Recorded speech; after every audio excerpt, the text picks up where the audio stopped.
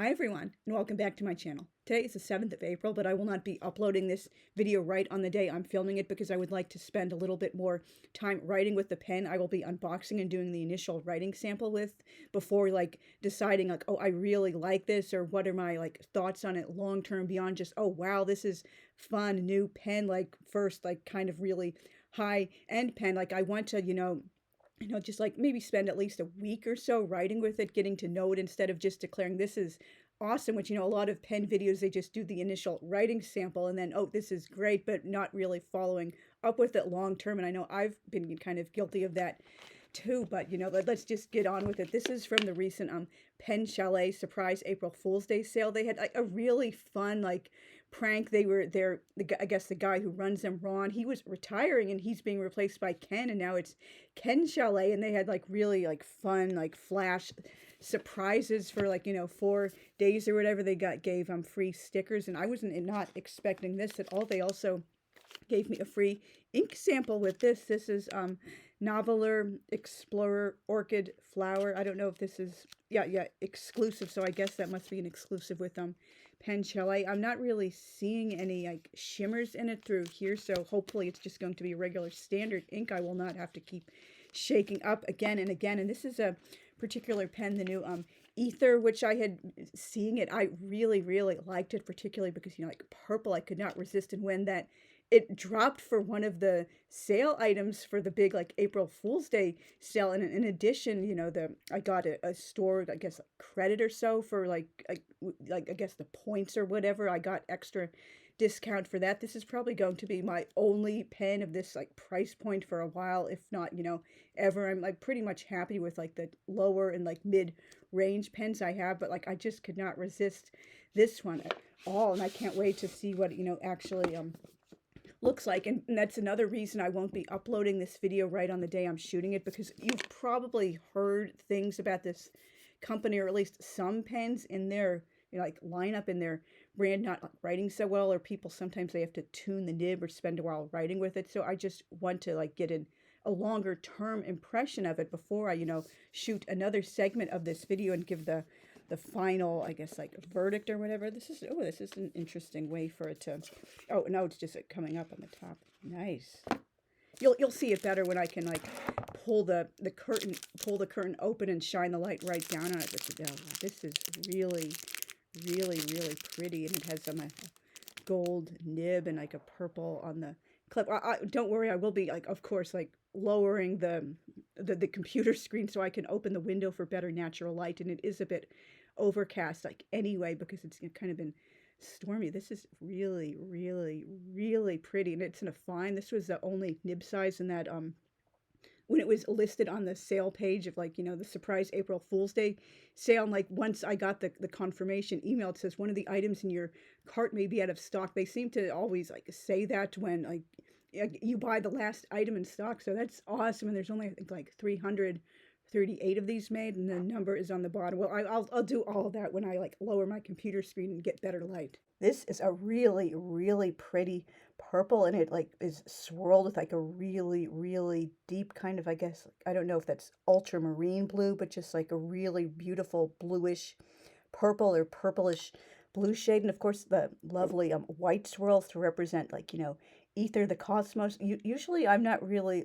fond of the color white at all. It's kind of boring, and also as an artist really difficult to use white paints and white colored pencils and pastels, for the obvious reason if you're working on a white ivory or cream colored paper or canvas, it's kind of hard to show up or remember where exactly it is, unless of course you're working on a black or it's some kind of darker colored paper. But this is just really lovely. I don't mind the white colors at all. I love the symbolism of the Aether. I don't worry, I will be reading off the description of it when I film my second segment of this after I've had a while to write with it and do my verdict. I will only be dip testing it for now, but it does have the double reservoir vacuum filler. I don't know if it's a vacuum necessarily, but it's similar principles to the vacuum filler up here. So I don't know if it's a good idea to post it. So just get a little practice of how to use it. How do I do it. I'll have to read up more on that, but I guess just maybe this is how you do it. I'll have to read up more online so I don't embarrass myself. This is I got number 50 out of 388. And 50 is not one of my lucky numbers, but can't complain about that. I have dip tested the pen with Pansy from Diamine, Cult Pens exclusive, one of their two flower sets. I really love this ink, one of my favorite purples. And I'm of course going to do a little bit more research. It looks like this is more of a piston filler than a vacuum filler from what I was just playing around with it, trying to figure out how it works. But again, I will be doing that off camera and coming back with an update for another segment. So Visconti.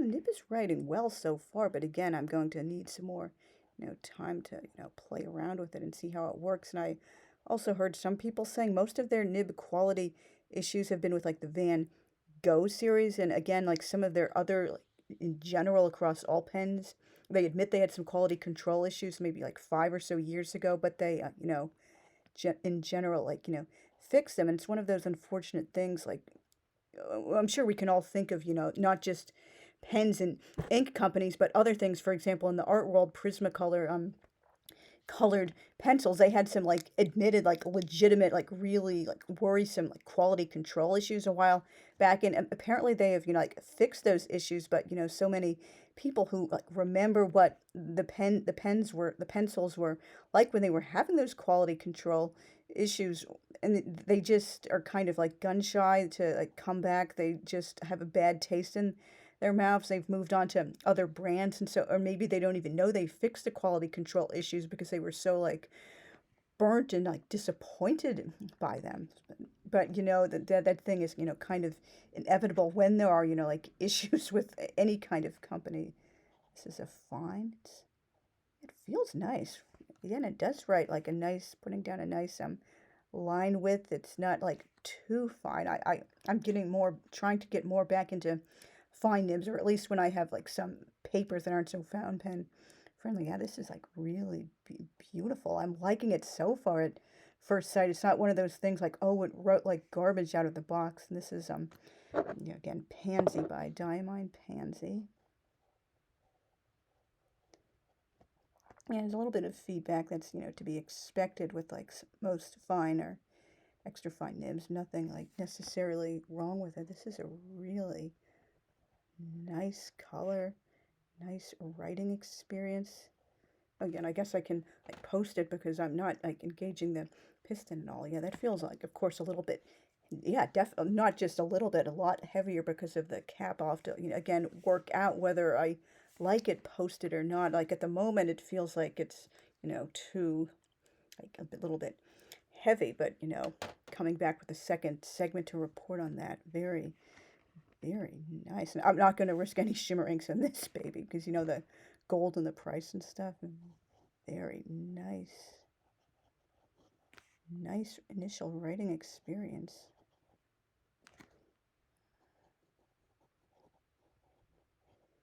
Yeah, and very nice. I'm not sure. I mean, I never say never, but like at the moment, I don't think I would like want like a huge like collection of like super nice pens. Like a really good one is all like anyone ever like really needs.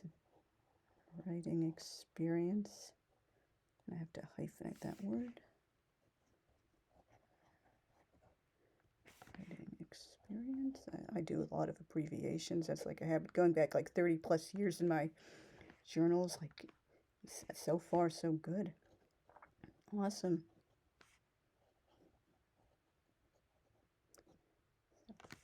And I am still looking into getting like an overhead tripod for like more like realistic better filming stuff. And so I will see you guys again in my next segment when I have a bit more of an update and a little bit more like experience, like just playing around with this pen and getting to know it over the next week or so. Today is the 27th of May, and I am finally belatedly coming back to film part 2 of this video. In the almost 2 months I have had this absolutely gorgeous, beautiful pen. It like pretty much immediately became my favorite in my collection. Like so good, I almost don't even want any other pens, particularly with, the certain like price increases coming for like political reasons we're aware of, but it's absolutely beautiful, gorgeous, smooth writer. I have had absolutely zero problems with it, like ever since I first like put the pen to the paper. So it must really be true. Visconti has like majorly stepped up their infamous quality control issues over the last year or so. Like I said, unfortunately, some companies like legitimately, fall into problems with quality control for, whatever reasons. And like even after they like, fix the problems, like people who like left in like frustration or just really upset with the lack in quality control, they often don't hear, oh, we're doing things differently now. Or if they do hear that, oh, I've moved on to other companies, I'm not coming back to use guys, or I don't believe you really have improved. So, rumors like die hard, like, but like they say, like the initial like, bad story, like it gets around the world, but like most people, unfortunately, just don't pay any attention to the retraction, and that like often like ruins reputations. But getting back to the point, I'm going to read the description they gave of this beautiful pen, which I didn't do in part one.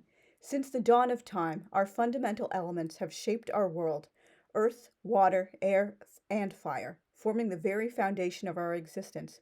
Through the Homo sapiens Earth Origins collection, Visconti has paid homage to these primordial forces, capturing their essence in exquisite writing instruments. Now, with the final chapter in this extraordinary journey, we introduce the ultimate element, ether. Ether, the quintessence of the cosmos, has been revered through the ages as an ethereal substance that fills the heavens, the very breath of the universe. Ancient philosophers and mystics believed it to be the bridge between the celestial and the terrestrial, the unseen force binding all creation. It is a symbol of transcendence, mystery, and boundless inspiration, an element beyond the tangible, existing in the realm of dreams and higher consciousness. That sounds very Dantean to me, which is like perfect for me. To honor the mystique of this legendary element, the Homo sapiens Earth Origins ether pen is crafted from mesmerizing bluish purple resin, a shade long associated with nobility, wisdom, and the infinite sky. This celestial hue, shifting between deep violet and radiant indigo, captures the essence of the cosmic unknown.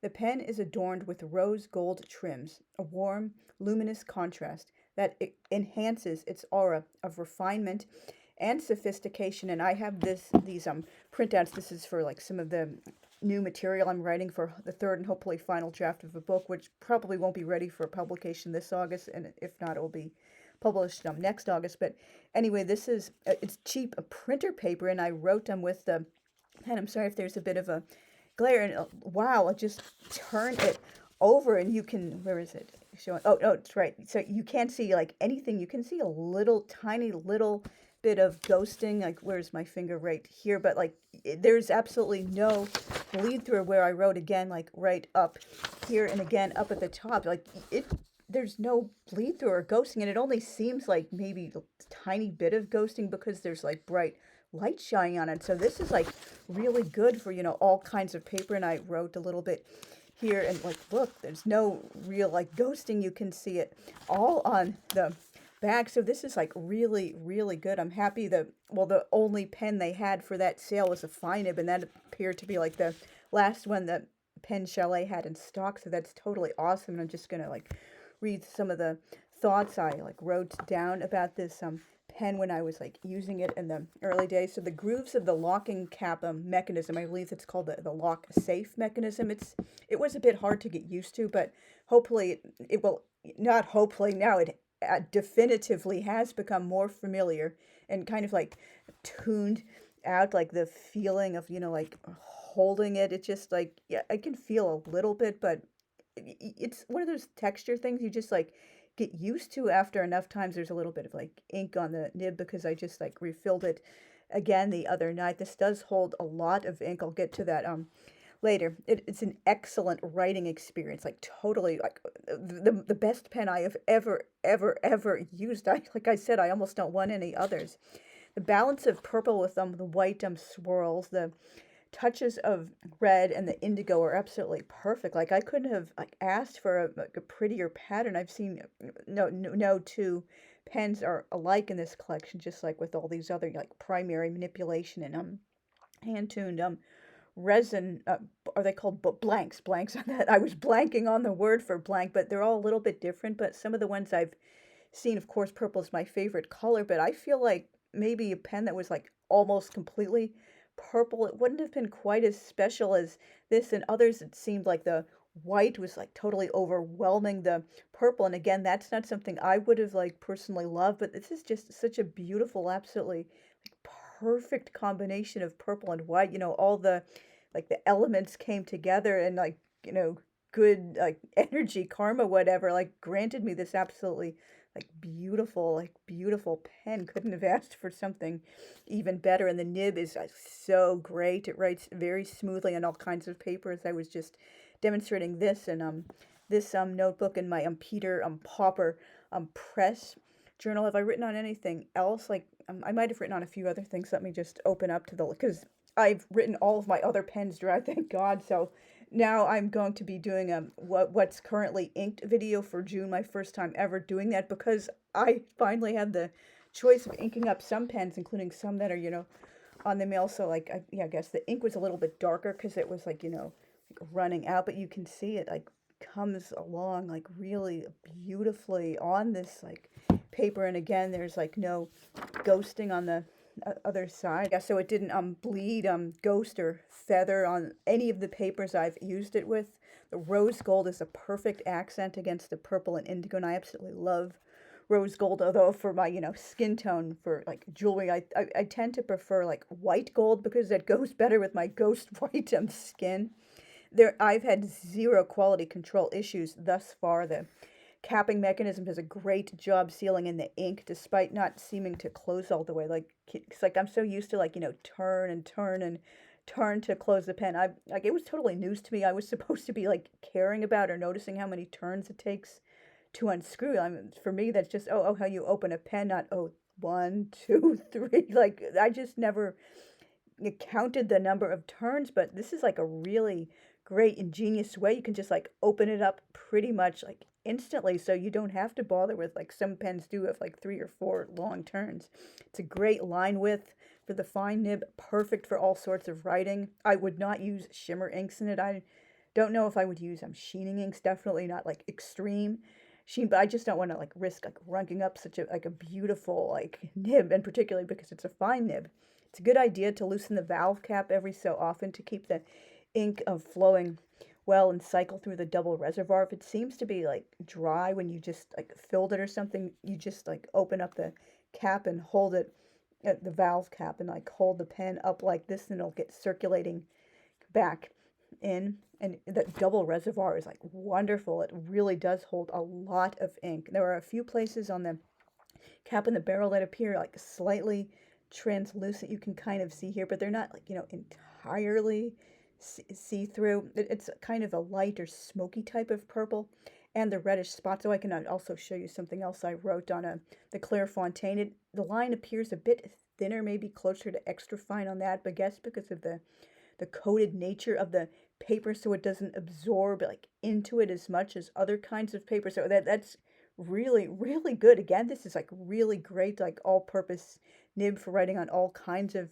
papers, but that could also be because of the ink. I've only had Diamine Pansy in it so far. It's like for the moment at least it's married to that ink, and the red creates an almost 3D effect with the white swirls. The locking mechanism grooves are already starting to fade out, as I said earlier. I'm not sure if I will get one of the personalized magnetic decals of the My Pen system. I would probably go with like amethyst, or maybe one of the Chinese or Western zodiac signs. But again, that's a little bit of an extra cost, and like this is fine for now, but it's definitely something I would like consider, like maybe if the price is right. And I really liked how it looks in person, and I feel like it's like the profile, I guess, is what I'm trying to say. Maybe I personally wouldn't like groove with how like higher up it's raised in the current decal on the end. But again, that's the kind of thing I really feel like I would need to see in person to make a real like decision about. The existing rose gold already goes like so well with the purple and the yeah, I was saying the lapis amethyst, Sagittarius or goat, my Chinese animal, or like other choices I would like most strongly prefer if I were going to do the My Pen system personalization. And yeah, I wouldn't want to see them in person first. I'm totally getting ahead of myself what I already wrote. I don't know if you like need this special magnet system, like if you have a strong enough magnet already. I don't know if I have that, but again, that's a little bit of, an extra cost. If like you don't, your magnets are not strong enough to remove it, you'll need to like $20 or whatever. Initials are another option, but only two are allowed. I personally prefer all my like three initials.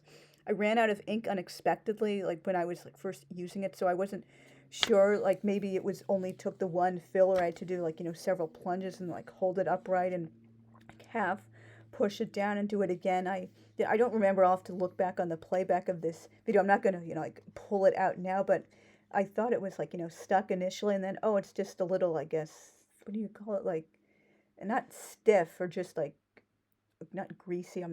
It was just, like not wanting to move, and oh, and then it just, I have to be, careful and gentle, particularly with the price of this, but it definitely does like pull out to it some full length plunger, and with no ink window or ability to unscrew, it's impossible to gauge the level. Like maybe only one pump is enough to completely or nearly completely fill. And again, that's like a learning process I'll have to like go through as I use it more and more. I thought maybe I had expelled some ink unintentionally during the second pump instead of drawing more in the way like other vacuum fills work. And you have to remember to regularly unscrew the valve cap for ample ink to keep flowing through the reservoir. And this is just another thing I wrote because showing it because it looks more like an extra fine on this page, as compared to this looks closer to like, a fine, and this looks more like an extra fine. I do like how it has different line width depending on the paper. This is like a total winner, and I already got a second one for like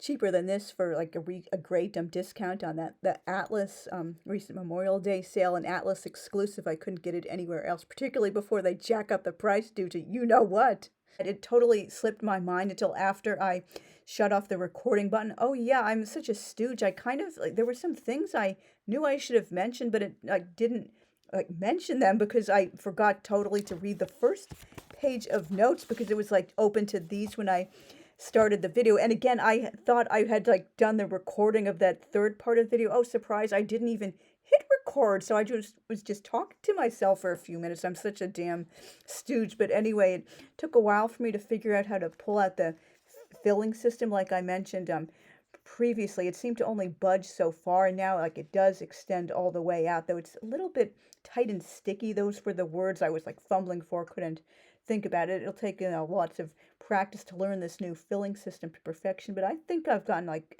adequate at least at it so far, maybe like good too.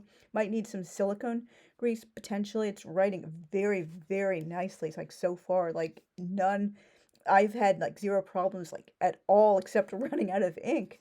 The nib is very smooth, the ink flow is great, no hard starts, like it can be safely posted, but that creates an uncomfortable back weight that's even like led it to like fall over in the pen rest when it was like facing the other way, like fell onto the floor. Thankfully, like no damage was done. It was inside like a long enough pen rest. This is like, the perfect size for it. I don't know if that's, you can, this is like a really big, yeah, pen rest, and it's like my smaller pen like cases just wouldn't hold it, so this is totally perfect for it. And again, like nice safely cushioning it. And so now I only have it in like the pen rest like facing like towards the window instead of towards the floor, so like it can't fall over from there, and like the blind cap can be closed without impacting the flow like some other vacuum filling pens. You pretty much have to have this like open the entire time you're writing, or it'll like seal it off, like just close off like the vacuum seal or